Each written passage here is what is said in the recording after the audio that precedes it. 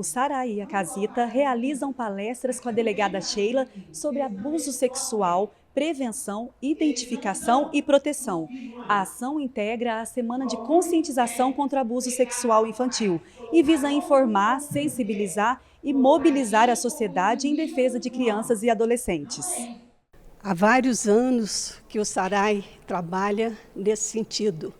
Em maio, a gente faz uma programação bem intensa, esclarecendo, informando e acolhendo, quando é o caso. A Casita e o Sarai atuam no acolhimento de vítimas de abuso sexual. Quando um caso é identificado, acionam os recursos legais competentes, como o Conselho Tutelar, para dar prosseguimento às medidas necessárias. Além disso, promovem oficinas, atividades e palestras como esta, com o objetivo de prevenir, conscientizar e orientar a sociedade sobre o abuso sexual infantil. Porque o entendimento é a mola propulsora para proteger as crianças, os vulneráveis. Então, que venham procurar e cada vez mais nós estaremos ajudando todos eles. A própria Constituição Federal ela fala que é dever, e obrigação do Estado e da sociedade tratar a criança e adolescente como prioridade. Então essa campanha de luta contra qualquer tipo de violação sexual de criança e adolescente, ela tem que ser divulgada e as pessoas têm que tomar ciência que é importante a denúncia. Luísa, assistente social, explica que o abuso infantil era comum e escondido pelas famílias. O incesto era naturalizado e muitas mulheres se calavam por dependência financeira e emocional. Com o avanço das leis, o tema ganhou visibilidade e passou a ser combatido com mais rigor. A herança do sofrimento intergeracional era muito grande. Então, era necessário que essas práticas fossem combatidas, Mas os crimes hoje, que hoje é crime, ainda existe, e é muito, infelizmente, ainda é muito intenso e precisa ser combatido, não pode ser normalizado. Alessandra, ex-aluna da Casita, conta o que a motivou a participar da palestra. Eu tenho 2 crianças aqui e eu queria estar presente nessa palestra para estar orientando mais eles sobre o abuso. E você acha que eventos como este ajudam a combater? Sim, muito.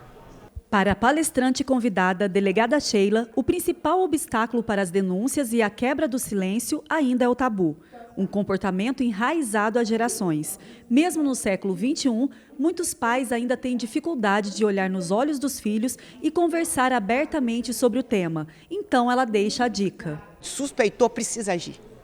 Sabe? Porque se a gente está com aquela suspeita que alguma coisa errada tem. Então, eu acho, a orientação que a gente passa é nunca chegar para uma criança e perguntar: você está sendo vítima de abuso? Alguém tocou nas suas partes íntimas? Não. Acolher essa criança com carinho e conversar. Estou te achando um pouco triste, diferente, está acontecendo isso. Aconteceu alguma coisa diferente com você? Se a criança, porventura, falar: olha... a pessoa abusou e tal, não vai, tocou nas suas partes íntimas, ou foi lá no quarto, ou foi lá em casa, não entregue os detalhes para não confundir a criança. Deixa a criança falar. Quando eu escuto um relato desse, até para mim é difícil manter a calma, a tranquilidade, mas a gente fica despedaçado por dentro, mas tem que manter a calma e não apavorar, porque senão ela vai ficar com medo, vai assustar e vai deixar de contar. A delegada também orienta sobre os sinais mais comuns que podem indicar abuso sexual em crianças e adolescentes. A gente sabe que todas as vítimas de abuso sexual, ela quer de alguma forma mostrar. Muitas vezes ela não consegue falar, ela não sabe em quem ela pode confiar naquele momento.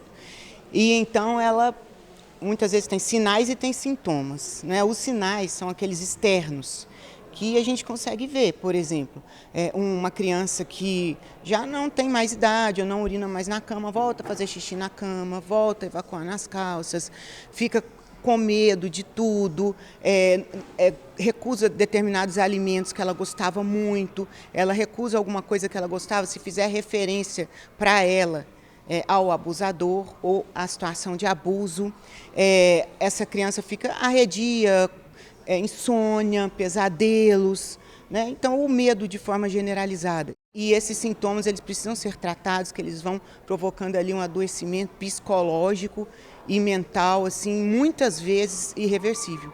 Então, é o olhar atento mesmo dos pais, da família e a escuta ativa, escutar, ouvir, conversar, dialogar com essa criança, com esse adolescente. Ela ressalta a importância de conversar com os filhos, tratando de forma leve um tema tão pesado. Também orienta a ensinar as crianças que, caso não se sintam à vontade para contar a alguém sobre qualquer tipo de abuso que venha a acontecer, existe o canal de atendimento Disque 100, onde podem ligar e denunciar. Você não conseguiu contar para sua mãe, não conseguiu contar para papai, não conseguiu contar para a vovó, para a professora, mas tem um número que você vai ter coragem, porque você é corajoso. É o Disque 100, é o número da coragem. Tenha coragem, vai lá e conta. Vai ter alguém lá do outro lado que vai te ouvir. Sabe? Então, eles absorvem muito bem esse tipo de linguagem e o Disque 100 é um canal que funciona muito bem.